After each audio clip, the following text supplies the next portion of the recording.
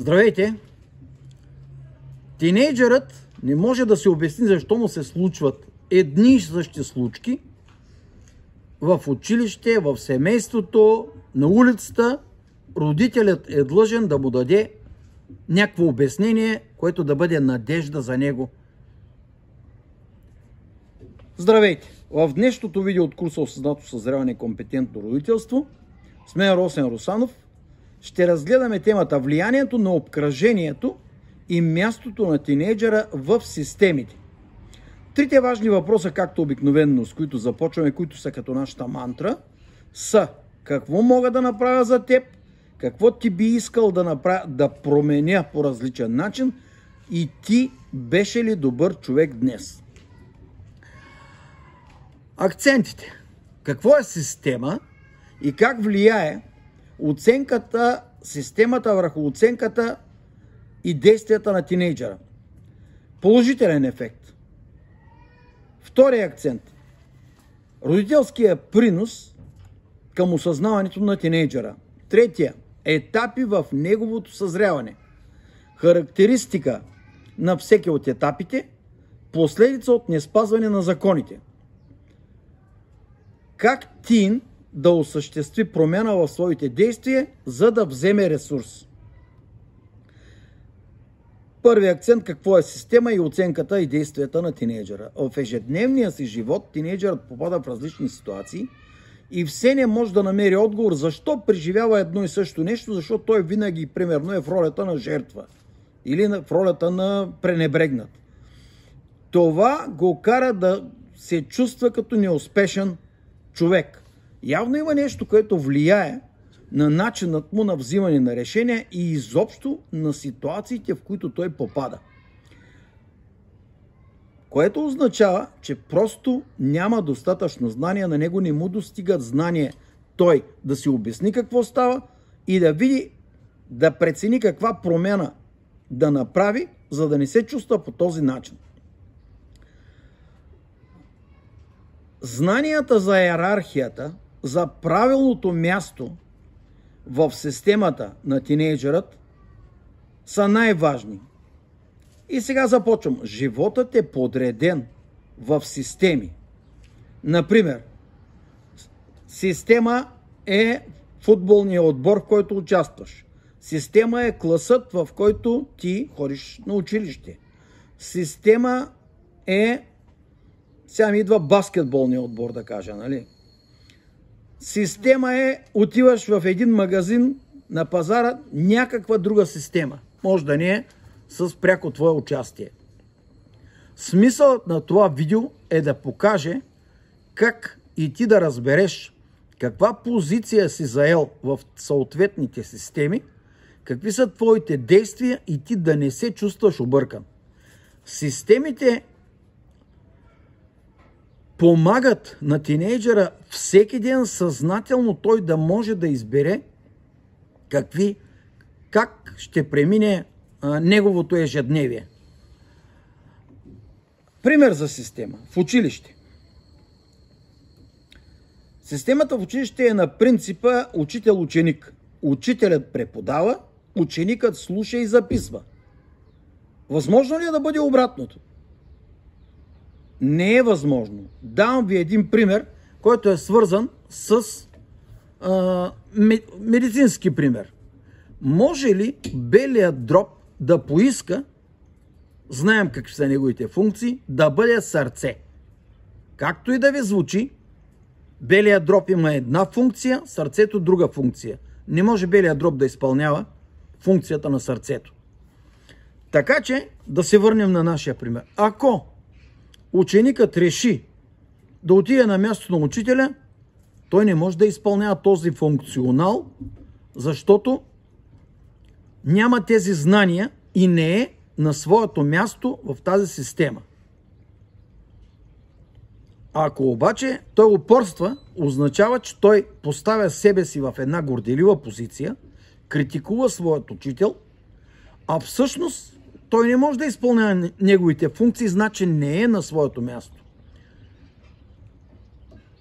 Как да разпознае тинейджерът своето място, къде да застане, какво да каже, как да се приобщи към средата, в която е попаднал, към системата, в която е попаднал.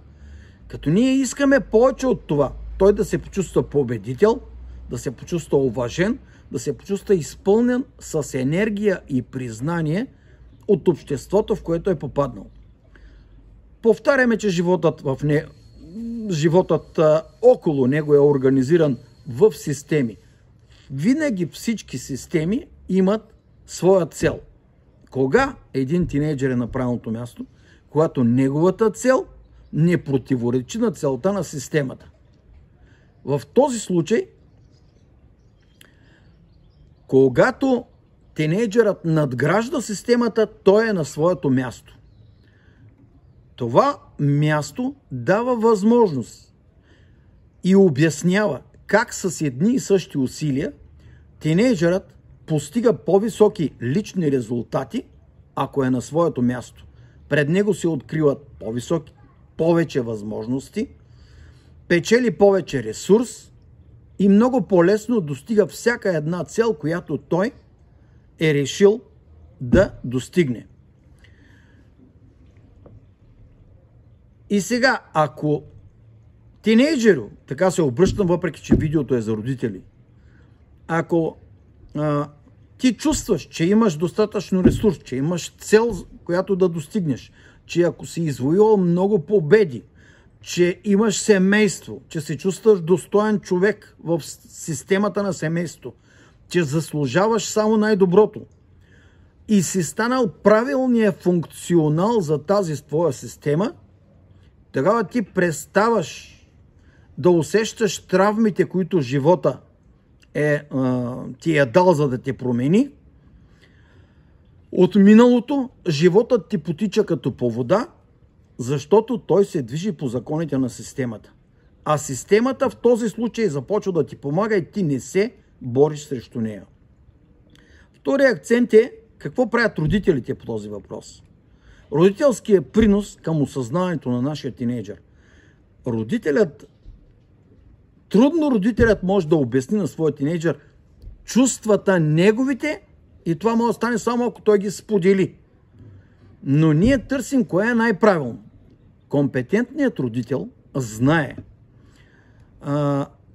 Трябва промяна в начина на мислене на тинейджера и трябва тази промяна да бъде подбудена от този родител, от компетентния. Какво значи промяна?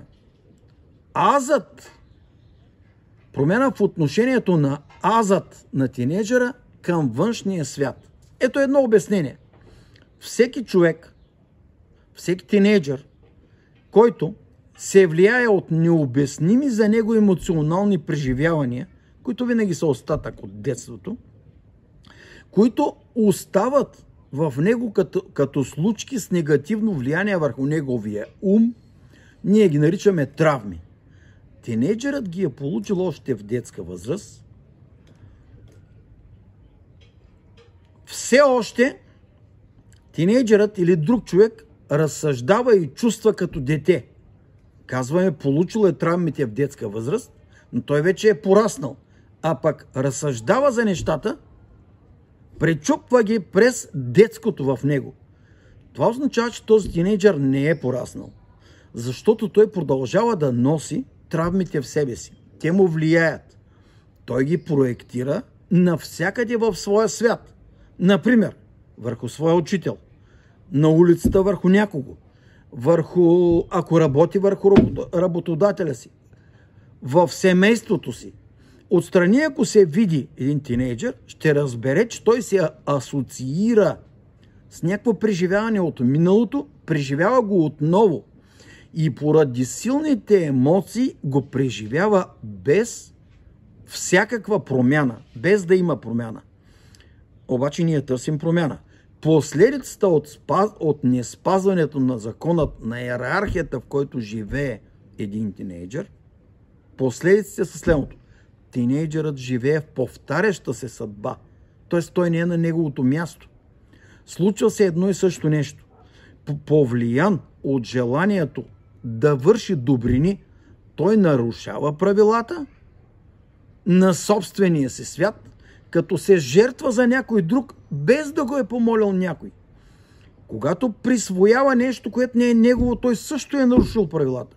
Когато е започнал някакви отношения с момиче, той по някакъв странен начин лесно разваля тези отношения. Когато види цигари, наркотици, привличат го зависимостите. Той лесно се поддава на тези зависимости. Родителите, компетентни родители са тези, които могат да обяснят, да успокоят нажежените чувства на тинейджърът, да въведат мир в неговата тинейджърска душа, но за да има положителен резултат, трябва да има подтик и към нови знания. Тази ситуация, в която преди малко дадох за пример, да се преживее отново трудната ситуация, но по нов, по-добре разбран начин, е резултатът да донесе едни нови гледни точки, едни нови решения и добиване на някакъв ресурс. Начини за решаване на какъвто и да е за в бъдеще подобен проблем. Начинът за добиване на този ресурс, за който ви говоря, е определящ за неговото настояще и още повече е определящ за неговото бъдеще, защото той научава нов начин как да живее. В противен случай това е една реакция, свързана с психическо напрежение, т.е. от недостатъчност. Не ти достига нищо и ти в теб има напрежение. Това привлича, този недостиг привлича от околната среда да общуваш с хора, които или са жертви, които постоянно се оплакват, или пък са агресори, непрекъснато те критикуват. И тези хора, които са около тебе, непрекъснато изпълват с трудности твоето ежедневие. Когато тинейджерът мисли от гледната точка на миналото време, точно това се случва.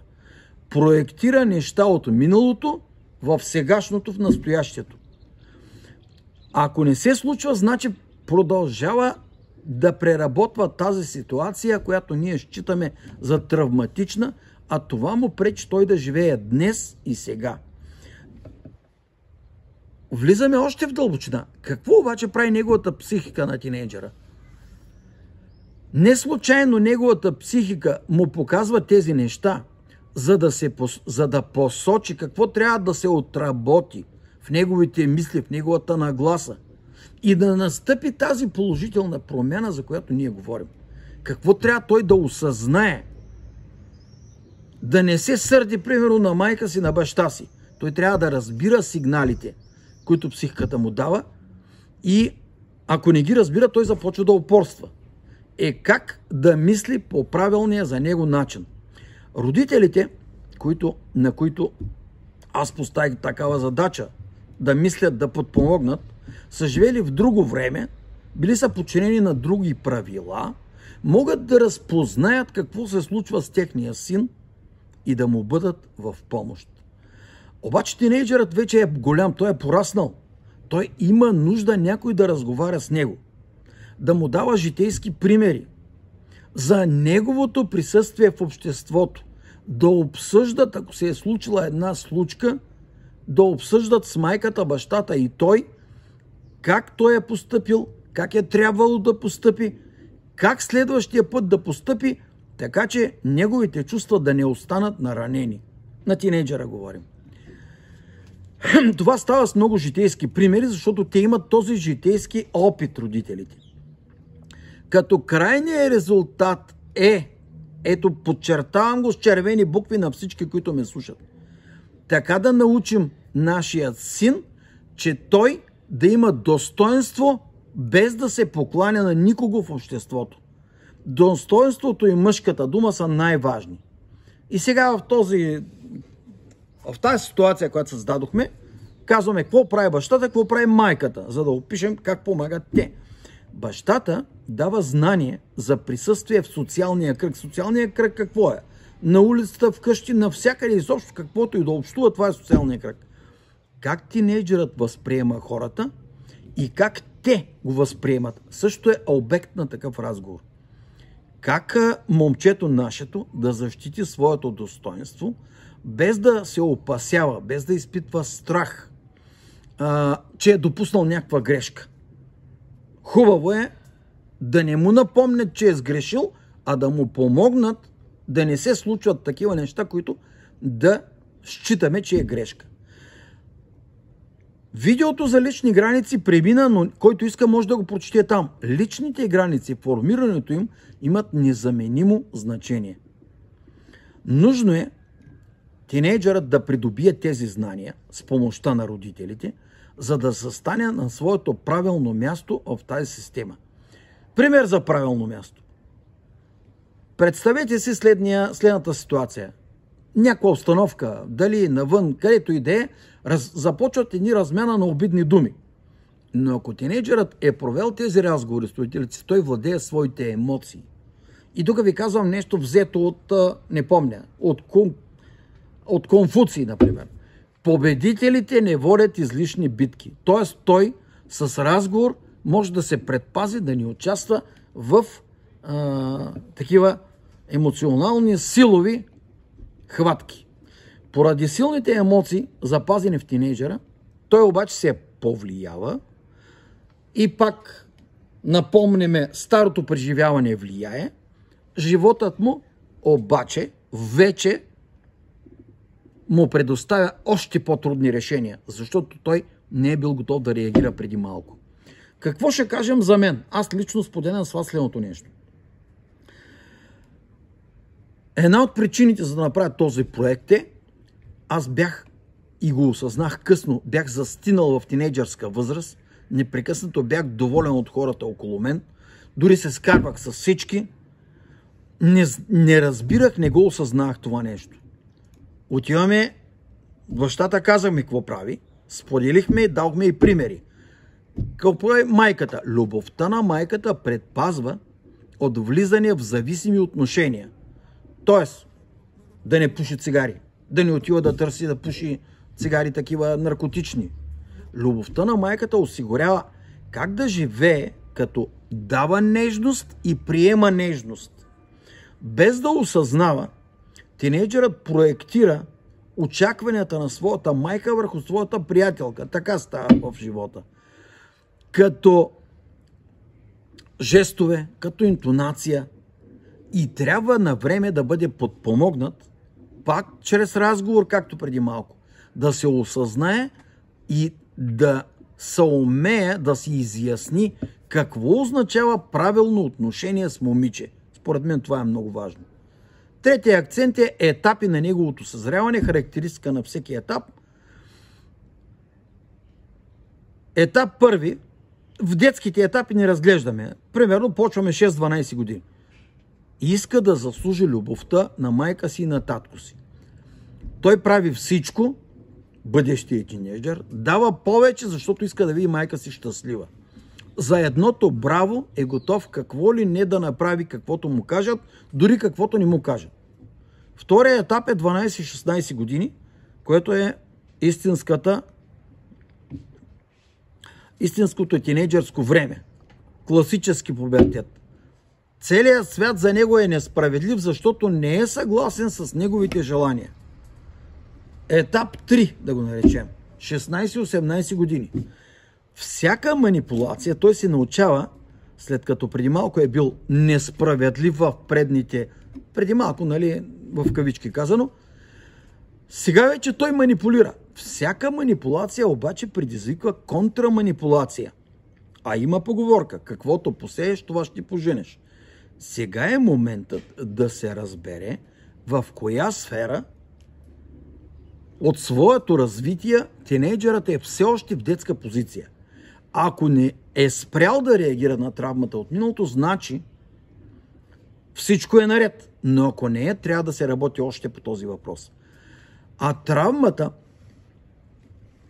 се получава, ако тинейджърът не е получил достатъчно любов. След това пораства тинейджърът и започва, той може да си даде сам любов и да вземе, нарекли сме го бонусите на системата. Това са каквото и да прави, докосва се до пари и хората му ги дават, защото ценят неговите усилия. Любов. Момичетата го харесват. Здраве. Не се разболява, не му тече носа, здрав ходи на училище и щастлив. Усмихнат отдалеч можеш да го познаеш. За да стане това, тинейджерът трябва да бъде научен от родителите как е устроен светът. Не е безхаберно всичко. Системи. Всяка система има цел. Нашата лична цел трябва да се почини на целта на системата, а не да бъде в противодействие. И действията на тинейджерът могат и трябва да помагат на главната система.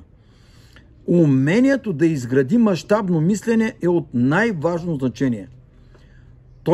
Тогава той е на своето място. За да стане това, родителите трябва да го научат той да приема нещата с разбиране.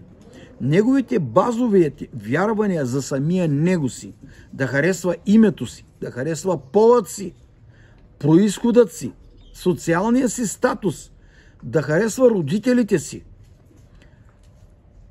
По този начин той изпълнява своя функционал в тази система. Да вярва на родителите си. Има един етап, нарекал съм го високомерие, който не е позициониран, но това е позицията, когато тинейджерът започва да счита себе си за Бог, за най-важен, спира да учи и само има претенции. Ако тинейджерът мисли, че знае всичко, просто трябва да излезе от системата, която сега, нали, в нея той се чувства заключен и да влезе в друга система. За да оправдае себе си той обаче, слушайте ме всички, добре знам, започва да съди хората, да съди ситуациите, да съди родителите си, да става претенциозен, без видима причина. Освен една причина. Опитва се емоционално да наделее в някаква моментна ситуация, да манипулира когото и да е баща, майка, за да му купят нещо, което той, дори да не му трябва, точно сега го иска. Това нещо обаче затруднява комуникацията с родителите и я прави съвсем неефективна. След кратко време той пък започва да се извинява. Вие сами виждате за какво става дума. Това показва, че възниква нуждата да бъде научен на търпение, да му се обясни, че всичко трябва да се достига чрез търпение. Възможно е, ако има претенции към родителите си, как да го тълкуваме това нещо? Ами, не харесва себе си. Това е автоагресия. Последици. Казано с 2 думи. Липса на пари. Казах ви, трябват му 2 лева, не може да ги намери. Трудно достига до своята тинейджърска любов. Харесва момичетата, те не го искат, подиграват му се. Изглежда ли щастлив, гледаме? Дали се разболява често, като ходи на училище? Всичкото това нещо може да бъде намерено как се случва в колелото на баланса. Но това е друга тема и който желая ще кажа. Това колело показва в коя област от своето съзнание тинейджерът все още не е пораснал и стои в детска позиция. Ако седи в тази система и не излиза от нея, значи няма приемане. Това трябва да се научи как да става. 4-ти акцент и последен. Как тинейджерът да осъществи промяната в действията си и да получи тези ползи, този ресурс. Промяната е 3 неща. Първо, да спре да бъде в услуга, когато не са го помолили, и да се опитва да помага и да спася на когото и да е. Само защото са му казали, че това е правилно. Второ, да спре да бъде агресивен в къщи, на работа, недоволен. Да спре да прави това нещо. Да започне да мисли. Да не мисли, че всички трябва да са му длъжни и трябва да изпълняват това, което иска той. Да следи себе си. Да не стане така, че сам да се постави в някаква зависимост. На улицата му предлагат цигара с марихуана и той, хайде. Това неразбиране го довежда до едно претенциозно поведение, до агресия, до грубост, до нетърпение. Споменахме за търпението. Започва да съди хората около себе си и първо кого съди? Ами най-само под ръка бащата и майката. Защо е това? Защото не ги разбира и започва да се дразни от тяхната загриженост. Въпреки това, бащата и майката са умни, компетентни, затова те се отнасят с уважение към неговата личност. Дори някой път и те имат право да допуснат грешка, но като цяло те го обичат и уважават личността му. В системата на семейство нашият тинейджър трябва да бъде научен да може да прощава, да направи промяна в своя живот оттам и на всички около него. И също така, много е важно да се напомни, да не забравя, че преживените травми, които ние сега, както се казва, критикуваме, са причина той да бъде толкова осъзнат, че да разбере за какво говорим. С едно изречение, промяната настъпва, когато имаме травма с осъзнаване. Това е ключът. Това е истинската промяна. Когато тинейджерът промени гледната си точка към светът и светът променя гледната си точка към него. Как да вземем ресурс, да го преработим, да разберем смисъла му и да има промяна. Ако на тинейджерът не му се случват трудности, а се живее лесно, това означава, че няма никакъв растеж. Завършваме след малко и смятам, че това, което ще кажа, е много важно. Когато тинейджерът се научи да възприема, да оценява като положително, дори негатив, това е неговата стълба, в която той се качва нагоре в своя житейски път. Това е процес, от който компетентните родители не бива да абдикират, а могат да създадат чудо, ако техните усилия са разбрани. Завършваме. Личната консултация може да даде дълбочина и конкретни решения. Осъзнато съзряване, компетентно родителство може да ме намерите в YouTube. Благодаря на всички. Едно допълнение. В днешното видео аз имах помощник тинейджър. Той чу и разбра много неща и ще коментира до вечера с родителите си. Чао!